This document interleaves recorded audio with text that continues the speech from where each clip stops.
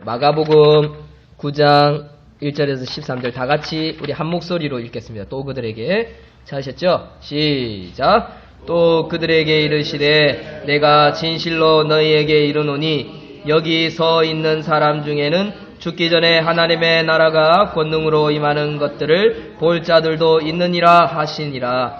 엿새 후에 예수께서 베드로와 요한을 데리고 따로 높은 산에 올라가셨더니 그들 앞에 변형되사 그 옷이 광채가 나며 세상에서 빨래하는 자가 그렇게 희게 할 수 없을 만큼 매우 희어졌더라.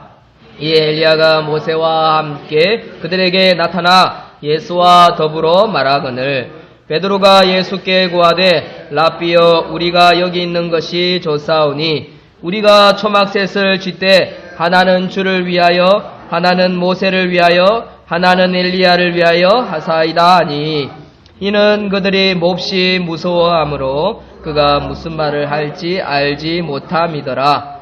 마침 구름이 와서 그들을 덮으며 구름 속에서 소리가 나되 이는 내 사랑하는 아들이니 너희는 그의 말을 들으라 하는지라. 문득 둘러보니 아무도 보이지 아니하고 오직 예수와 자기들 뿐이더라. 그들이 산에서 내려올 때에 예수께서 경고하시되 인자가 죽은 자 가운데서 살아날 때까지는 본 것을 아무에게도 이르지 말라 하시니 그들이 이 말씀을 마음에 두며 서로 문안하되 죽은 자 가운데서 살아나는 것이 무엇일까 하고 이에 예수께 묻자와 이르되 어찌하여 서기관들이 엘리야가 먼저 와야 하리라 하나이까. 이르시되 엘리야가 과연 먼저 와서 모든 것을 회복하거니와 어찌 인자에 대하여 기록하기를 많은 고난을 받고 멸시를 당하리라 하였느냐. 그러나 내가 너에게 이르노니 엘리야가 왔으되 기록된 바와 같이 사람들이 함부로 대우하였느니라 하시니라. 아멘. 할렐루야.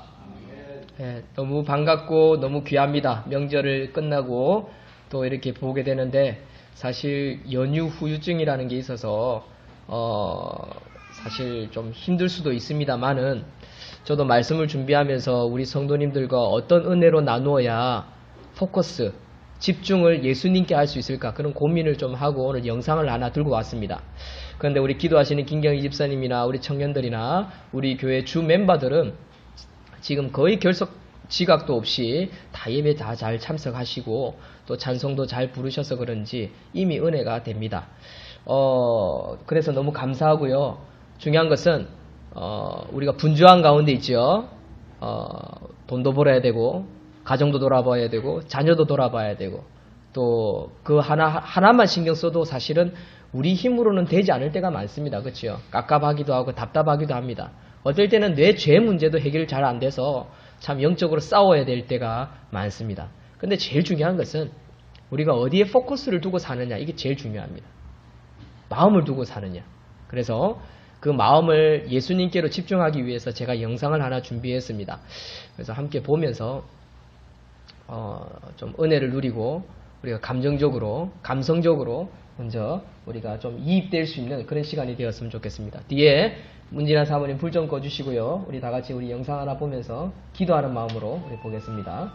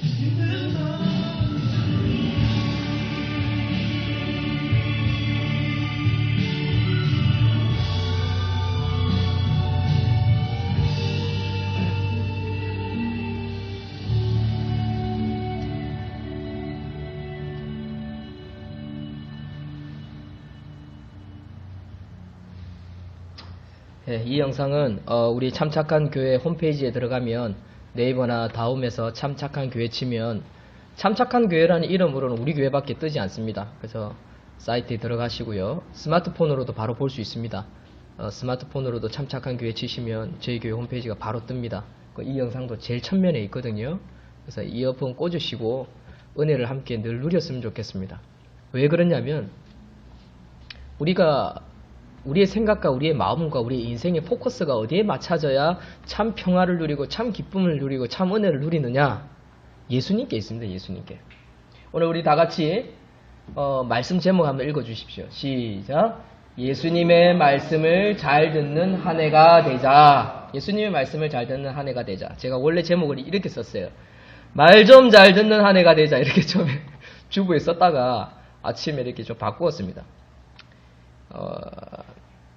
좀 너무 직설적이고 좀 너무 상스럽고 좀 한편으로 은혜가 안 되겠다 싶기도 하고, 만약에 좀 큰 교회에 있었더라면 참 이런 제목도 참 재밌겠다, 성도님들이 좀 웃겠다, 막 그런 생각도 좀 했는데 고민하다가 예수님의 말씀을 잘 듣는 한 해가 되자라는 제목으로 하나님의 말씀을 제목을 정했습니다.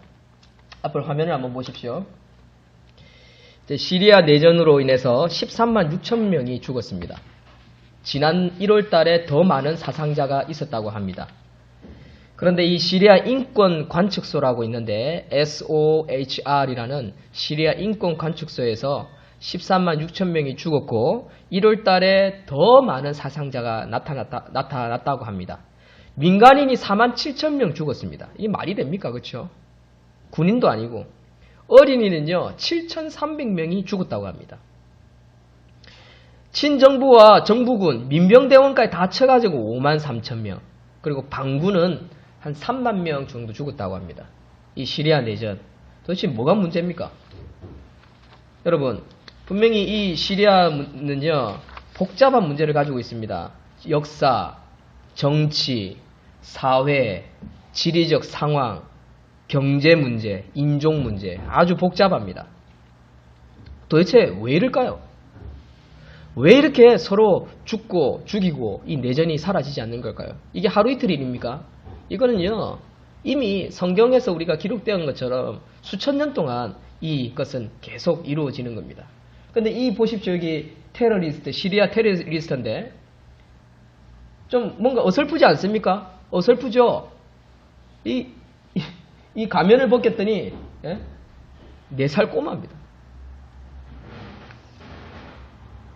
제가 이 뉴스를 보고 참 어처구니가 없었어요. 우리 애쓰던 나이거든요. 애쓰던 나이만한 남자아이가 벌써 테러리스트로 훈련을 받고 있다는 거예요. 자연스럽게. 이게 뭐 한 명인 것 같습니까? 아닙니다. 이런 아이들이 많다라는 거겠죠. 그 중에서 제일 어린 아이를 찍었겠죠. 근데 중요한 것은 이런 어린 아이들이 이슬람교의 종교 법칙을 지키기 위해서 지하디스트 아래에서 신병으로 세워졌다라는 겁니다. 이슬람 교도들이 이렇게 흉측합니다. 정말 골 때립니다. 왜 이럴까요? 여러 가지 복잡한 문제가 있지만 여러분들 인생이나 제 인생이나 누구든지 다들 다 복잡합니다. 근데 확실한 건 하나님의 말 안 들어서 그런 겁니다. 하나님의 말. 이미 성경 속에 저들이 너희들의 가시가 될 것이다. 이미 예수님은 아브라함에게 예언을 하셨어요. 성경적으로. 지금 뭐 몇 년을 흘렸습니까? 수십 세기가 흘렀습니다. 그런데도 변함이 없습니다. 다 유대인의 죄지요, 죄. 우리 인간의 죄라고요. 즉 무슨 말입니까? 하나님 말, 예수님의 말 안 들으니까 이런 문제가 생기는 겁니다. 우리가 살아가면서 누구 말을 제일 잘 들어야 자다가도 떡이 생깁니까? 속담 모릅니까? 예? 우리 자다가도 떡이 생기는 건 부모님의 말씀이죠. 우리 자녀들한테 늘 하는 말이잖아요. 네가 부모 말 잘 들으면 자다가도 떡이 생긴다. 부모의 어떤 인생의 경륜을 따라서 자녀들에게 가르치는 거 너무너무 중요하지요. 그런데 우리는 청소년 시기를 거치거나 청년 시기를 거치면서 좀 배웠다, 가방끈이 그려지고 좀 세상을 알만하고 하면 교만해져요. 그리고 부모의 말을 듣지 않습니다. 옛날에 이런 효성스러운 아들이 있었습니다. 아들 나이가 70이에요. 노모가 90이 다 됐어요. 옛날에는 뭐 17, 8세 시집을 가면 뭐 같이 늙어가는 거죠. 우리 시장에도 그런 할머니들이 있잖아요. 그렇죠? 나는 언니인 줄 알았는데 알고 보니까 엄마더라는 거죠. 그런데 이 효성스러운 아들이 노모가 하는 말을 늘 귀를 들었습니다. 아들아, 찾길 조심해라. 돈 잃어버리지 않도록 호주머니 잘 챙겨라. 근데 이 효성스러운 아들은요, 뭐라 하는지 압니까? 보통 철없는 자녀들은, 아유, 엄마, 내가 한두 살 먹은 애입니까? 그만 좀 하셔. 내가 알아 다 합니다. 이러지 않습니까? 근데 효성스러운 자녀는요, 예, 어머니 건강하세요. 그렇게 할게요. 차 잘 볼게요. 예, 잘 챙길게요. 그렇게 한다는 겁니다. 무슨 말입니까? 그 부모의 말을 잘 듣는다는 거죠. 이건 너무너무 우리 살아가면서 너무 중요합니다. 또 우리가 말을 잘 들어야 할 대상이 한 명 있습니다. 제가 어제 아파가지고 9시 45분에 하는 그 기성용이가 나오는 선덜랜드 축구를 보고 싶었어요. 보고 싶었던 이유는 제가 착각을 했나 봐요. 결승전인 줄 알았어요. 결승전. 이 선덜랜드가 지금 강등권 위기에 있는 팀이거든요. 꼴찌예요, 꼴찌. 근데 기성용이가 들어가고 나서부터 지금 계속 승승장구하고 있습니다. 4승 1패인가? 어제도 이겨버렸어요. 제가 깜짝 놀라 뉴스를 잘못 봤나? 3대 0대 있길래 졌네 이렇게 생각하고 뉴스를 딱 덮어버리고 다시 성경을 딱 펼쳤는데 이긴 것 같다 하고 보니까 3대 0으로 이긴 거예요. 여러분 이 기성용 사건 아시죠? 장가가기 전에 사귀는 한혜진하고 사귈 때 국가대표 감독을 억수로 욕했잖아요. 감독이 그 모양 그 꼴이니까 우리나라 축구가 이렇다 이래가지고 페이스북에 올렸는데 기자가 그걸 까발려버렸어요. 그랬더니 이 기성용이가 장가가기 전에 엄청 애를 먹었어. 국가대표도 잘리고요. 뭐 온 국민들이 이 친구를 다 욕했어요. 철없다. 지가 뭘 안다고. 지가 뭐 리더십을 뭘 안다고. 막말한 것에 대해서. 한편으로 어떤 기자는 좋게도 이야기합니다. 기성용이 한 말 틀린 말은 아니다. 뭐 이런 말도 있지만 중요한 것은 보십시오. 경우에 따라 자기 상황, 자기 위치에 대해서 해야 할 말과 하지 말아야 할, 겸손히 행해야 할 것과 겸손히 행하지 말아야 할 것을 구분하지 못하면 여론이나 상황들이 자기에게 어떻게 됩니까? 안 좋은 쪽으로 치닫는다는 거죠. 근데 보십시오. 장가 가가지고 자기보다 연상이지만 한혜진이랑 결혼하고 나서부터 계속 승승장구하잖아요. 가는 팀마다 이기고 있고 또 하는 것마다 지금 칭찬받고 있습니다. 저는요, 왜 그럴까? 왜 기성용이가 결혼하기 전까지는 내리막이었는데 아주 안 좋았는데 어떻게 저래 됐을까? 제가 생각할 때는 아내의 절대적인 도움이 있어서 그렇다라는 거죠. 성경에도 보면 이 아내를 뭐라고 구약 성경에 그 아담을 지을 때 아담을 지어놓고 하와를 만들어줄 때 하와 이름을 그 히브리어로 뭐라고 됐냐면 에젤라는 단어로 되어 있습니다. 이 에젤, 아내의 이름을 에젤이라고 하는데 아내를 에젤이라고 하는데 이 에젤의 뜻이 뭐냐? 절대적인 도움이라는 뜻이에요. 그러니까 한 사람이 혼자서 살 수 없다라는 거죠. 그리고 그 아내의 도움으로 말미암아 바르게 서고 온전해지고 외로워하지 않고 힘들어하지 않고 좌절하지 않고 가정을 이렇게 세운다라는 것이 이 아내의 이름 속에 뜻이 담겨져 있습니다.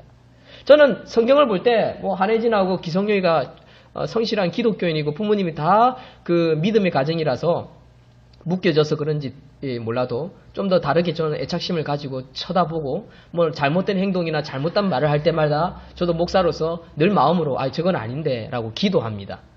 그게 이제 앞선 사람, 지도자의 어떤 마음이겠지요.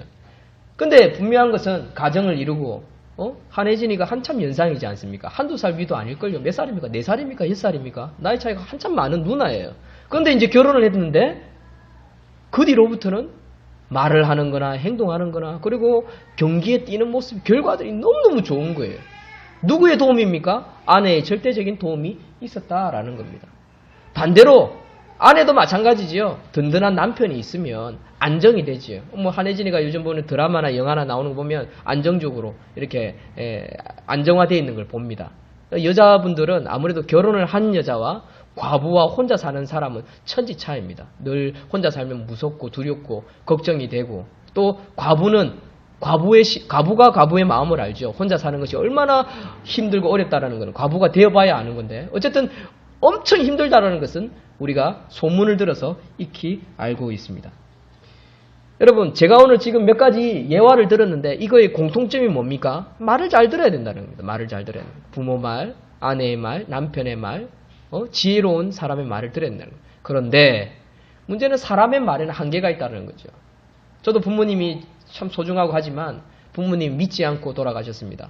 근데 저는 크면서 우리 아버지가 저에게 가르쳐준 어떤 지혜가 한 10가지가 있다면 9가지는 사실 제가 이 인생을 살아가는데 큰 도움이 되지 않습니다. 9가지는. 왜 그럴까? 딱 한 가지 저한테 도움이 되는 우리 아버지의 마지막 유언이 있습니다. 눈 감을 때 이런 말씀을 하셨어요. 혜령아, 이 세상에 믿을 사람 아무도 없다. 그 말은 틀린 말이 아니었어요. 맞는 말이에요. 누나도 삼촌들도 고모도 아무도 믿을 사람 없다. 그래서 아빠는 네가 너를 혼자 두고 가는 게 걱정이다. 이게 돌아가시기 일주일 전에 말문을 닫히기 전에 마지막 말이었어요. 근데 그 말을 제가 몇 년이 흘렀습니까? 벌써 25년이 흘렀는데 아직도 잊지 않고 가슴 속에 새기고 두고 있습니다. 사람은 믿을 만한 존재가 되지 못한다는 겁니다. 그러나 누구의 말? 하나님의 말씀. 이 말씀이 진리라는 사실입니다. 때로는 부모가 지혜가 부족하고 또 형제가, 가족들이 또는 세상이 나를 미워하고 나에게 상처를 주고 나를 속일지라도 하나님의 말씀은 변함이 없고 하나님의 말씀은 우리를 온전히 세워간다는 사실입니다. 아멘이십니까? 여러분들 하나님 말씀 외에는 다른 게 없습니다. 우리가 말씀을 붙들고 말씀을 읽고 말씀을 들어야 되는 이유가 있다면 하나님의 말씀을 통해서 지혜가 나오기 때문입니다. 자, 다 같이 오늘 성경 말씀 7절 7절 다 같이 읽습니다. 시작.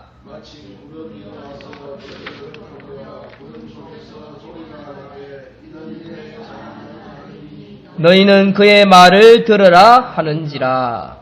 아멘. 오늘 말씀을 보면요, 예수님이 변화산에 올라가셨습니다. 변화산이라는 산은 없습니다. 그러나 그곳에 한 산에 올라갔는데 베드로와 야고보를 데리고 예수님이 수제자를 데리고 올라갔는데 그곳에서 예수님이 변화가 되었다고 해서 그 산 이름을 변화산상에서 있었던 일이라고 해서 변화산이라는 호칭으로 설교자나 신학자들이 많이 쓰기도 합니다. 어쨌든 예수님이 변모하신 산에서 구약의 구약을 대표하는 두 인물이 나옵니다. 모세와 엘리야. 얼마나 뛰어난 선지자입니까? 놀라운 사람들입니다. 지금도 유대인들이 가장 존경하는 대상자가 누구냐 하면 모세라고 할 정도로 모세와, 그리고 가장 영적으로 뛰어난 선지자 하면 엘리야를 들 수 있을 만큼 엘리야를 좋아합니다. 구약을 대표하는 두 사람이죠. 그 두 사람이 나타나서 신약의 대표자이신 예수님과 더불어 이야기를 하고 있습니다. 이야기 주제는 뭐냐면 누가복음 9장을 살펴보면 그 답을 알 수 있는데 9장 31절에 보면 이런 내용이 나옵니다. 예수님이 십자가에 못 박혀 죽으실 것에 대한 의논과 이야기를 하더라는 거죠. 그 구체적인 내용은 나오진 않지만 이제 예수님이 이제 때가 되었습니다. 제가 이제 십자가에 못 박혀 죽고 대의를 이루겠습니다. 라고 할 때 모세와 엘리야 지도자는 예수님이 성정을 입은 사람의 몸으로 왔기 때문에 나름대로 지도자로서 리더자로서 인생의 경륜을 가진 자로서 뭐 이런저런 이야기를 나누고 이렇게 안 했겠습니까? 어쨌든 그런 내용이 바로 이 변화산상에서 일어나고 있는 것을 베드로가 보고 있더라는 거죠. 그런데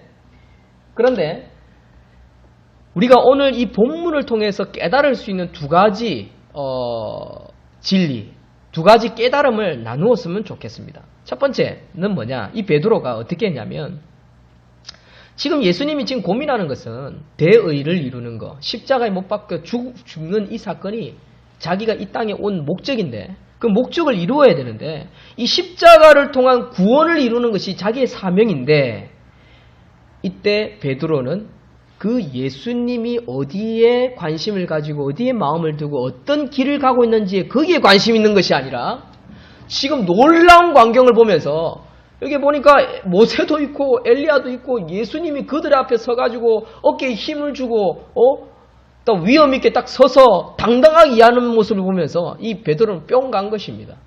은혜를 받은 것입니다. 너무 깊은 감명에 빠져가지고 이곳에 살고 싶다라고 합니다.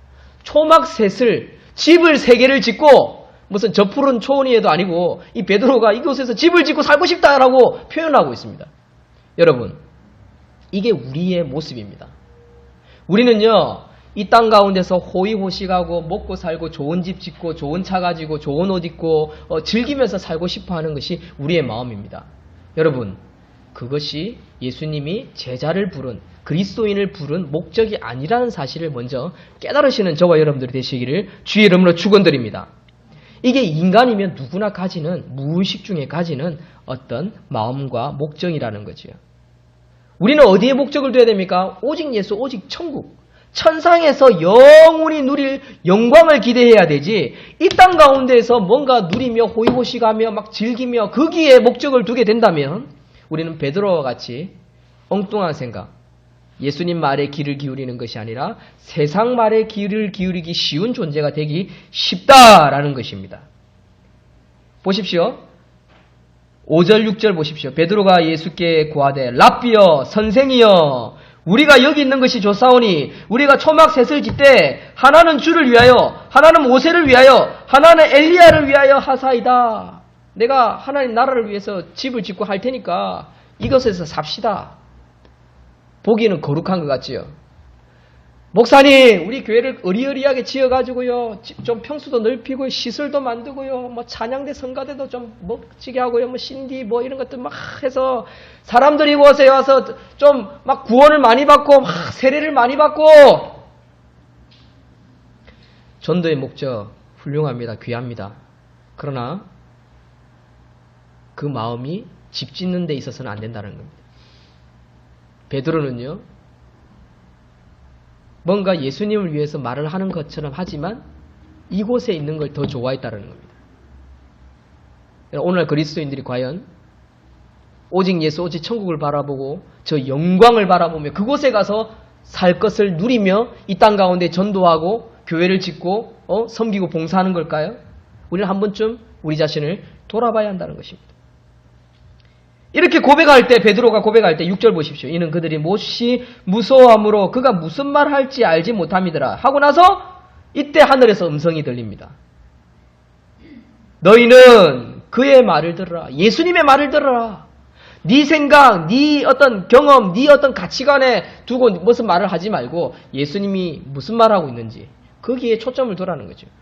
베드로는요, 지금 여기 초막새 찢는데 관심이 많아가지고 예수님이 무슨 말 하는지 거기에 관심이 없는 거예요. 안 듣고 있는 거예요. 사랑하는 성도들은 우리가 그렇게 살기 쉽습니다. 사실은. 베드로처럼. 예수님이 성경에서 나에게 뭐라고 말하고 있지? 어떤 삶을 살라고 하고 있지? 거기에 관심이 있는 것이 아니라 교회를 통해서 내가 어떻게 살아야 내가 복을 받지? 여기에 초점을 둔다면 우리는 그의 말에 관심이 있는 것이 아니라 우리 삶에 더 관심이 있다라고 할 수 있을 것입니다. 그것은 잘못된 것이다 라는 거죠. 두 번째는 우리 다 같이 앞을 보십시오. 세례 요한 사역을 통해 깨닫는 사항이 있습니다. 자, 보십시오. 예수님은 제자들에게 그날 본 것에 대해서 아무에게도 말하지 말고 침묵해라 라고 9절 보면 명령하십니다. 근데 문제는 분명히 제자들이 보고 들었잖아요. 그런데도 이 제자들이 뭔가를 깨닫지는 못했어요. 예수님의 십자가의 죽으심과 부활에 대한 이해를 못하고 있다고요. 무슨 말입니까? 우리가 교회를 다니고 신앙생활을 하는 이유와 목적을 정확하게 깨닫지 못하고 살아갈 때가 많다라는 사실입니다.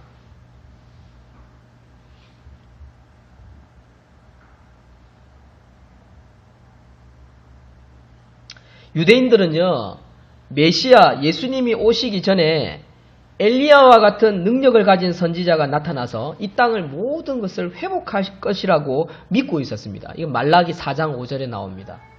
그러니까 이스라엘 백성들, 유대인들, 하나님의 백성들은요, 어디에 관심이 있었냐면 이 못살고 어려운 나라, 로마의 속국이 되어서 힘들게 살아가는 나라, 빨리 예수님이 메시아가 오기 전에 능력 있는 선지자, 엘리야와 같은 능력 있는 선지자가 와서 좀 이 땅을 회복해 줬으면 좋겠다. 잘 살게 해줬으면 좋겠다.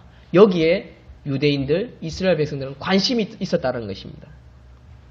여러분, 이 마음이 유대인들에게만 그렇습니까? 우리에게도 그렇지 않습니까? 일단 천국 가기 전에 이곳에서 뭔가 호의호식하고 좀 누리고 좀 뭔가 좀 번듯하게 좀 잘 되는 거 좀 봤으면 좋겠다. 이게 우선이 아닙니까? 사랑하는 성도 여러분, 이런 것을 예수님이 이 세례 요한의 사역을 통해서 일침을 놓고 깨달음을 주시는데, 첫째는 뭐냐면 이 제자들이 잘 이해 못하니까 예수님이 먼저 이해를 시켜주고 있더라는 겁니다. 사랑하는 성도 여러분, 우리 오늘은 말씀을 통해서 좀 제대로 이야기합시다. 이해합시다. 남은 이 생애를 어떻게 살 것인지, 어떤 목적으로 살 것인지. 그렇다면요, 저와 여러분들이 공부하고 일하고 섬기고 하는 것에는요, 모든 것이 보람이 있습니다. 뜻이 있습니다. 의미가 있습니다. 가치가 있습니다. 그렇다면 2014년은요, 더 활기차고 더 은혜로운 해가 될 수 있습니다. 저는 오늘 예배 시작하기 전에 여러분들의 모습들을 보면서 기도 소리를 들으면서 참 감사하는 마음이 생겼습니다. 우리 교회가 언제쯤 뭔가 번듯하게 될까?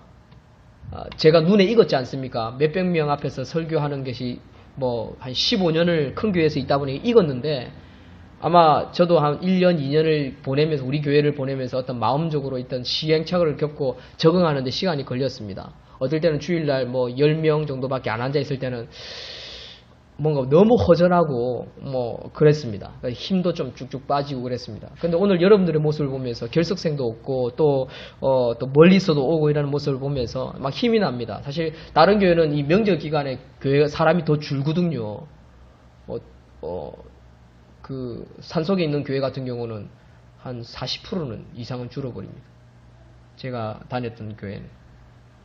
보통 일반 교회도 보면은 출석률이 학생들은 더 줄고요. 확 줄거든요. 근데 우리 교회는 오히려 교회를 사랑하고 섬기고 또 믿음을 가지고 전부 다 잘 자라고 계신다는 것을 제가 느낄 수 있는 그런 오늘 주일입니다. 그래서 저에게는 참 감사함이 있습니다. 이게 시작이구나. 어쩌면 참 처음부터 이렇게 시작했으면 얼마나 좋았을까. 그런 마음도 생겨요. 한편으로는. 그러면 우리가 좀 더 많이 성장하고 좀 더 좋았을 건데. 그러나 하나님께서는 저에게 이런 깨달음을 주십니다. 그게 아니야, 혜룡아. 문목사야, 그게 아니야. 성도들 한 명 한 명 봐봐. 저들이 어떻게 바뀌고 어떻게 성장하고 있는지, 저들이 어떻게 기도하고 있는지, 저들이 어떻게 찬양하고 있는지, 저들의 가정들이 어떻게 바뀌고 있는 건지, 교회가 어떻게 바뀌고 있는지 네 눈에 보이지 않니? 그게 내 뜻이야. 우리는 의리의리하고 수많은 사람들 앞에서 찬양 인도하고 또 멋진 말을 하면서 사람 성도들이 아멘! 아멘 해주기를 바라는 그런 어떤 그런 욕심들이, 그런 마음들이 있기 쉽습니다. 그러나 목자는 그 이전에 한 영혼을 사랑하고 한 영혼을 섬기는데 더 애착을 가져야 된다는 것이 주님의 뜻이 아닐까요? 여러분, 우리는 예수님의 말씀에 귀 기울여야 합니다. 하나님 뜻에 귀 기울여야 합니다. 내가 왜 여기서 섬기고 있는지, 내가 왜 여기서 찬양하는지, 내가 왜 여기서 기도하는지, 내가 왜 이곳에 와서 쓸고 닦고 같이 밥 먹고 이들과 교제하며 기도해주며 도와주고 섬겨야 하는지, 그 목적은 예수님의 말씀에 있다는 것. 우리가 거기에 귀 기울인다면 좌지우지 흔들릴 게 없습니다. 늘 마음에 뭐가 생깁니까? 기쁨이 생기고 평강이 생기는 겁니다. 아멘이십니까? 아멘. 결론을 맺겠습니다. 우리의 잘못된 믿음을 버립시다. 우리가 착각하고 있는 것들을 다 내려놔야 합니다. 그 내려놓는 것은 예수님 말에 귀 기울인 것. 너희는 그의 말을 들으라. 자꾸 들어야 합니다. 그래야 그 말에 포커스를 두고 마음을 두고 생각을 두고 삶을 두고 시간을 두고 물질을 두고 그러면서 우리가 가정을, 자녀를, 교회를 든든히 세워가고 그래서 더 하나님으로부터 충성된 일꾼으로 인정받고 칭찬받는 저와 여러분들이 될 줄로 믿습니다. 아멘. 아멘.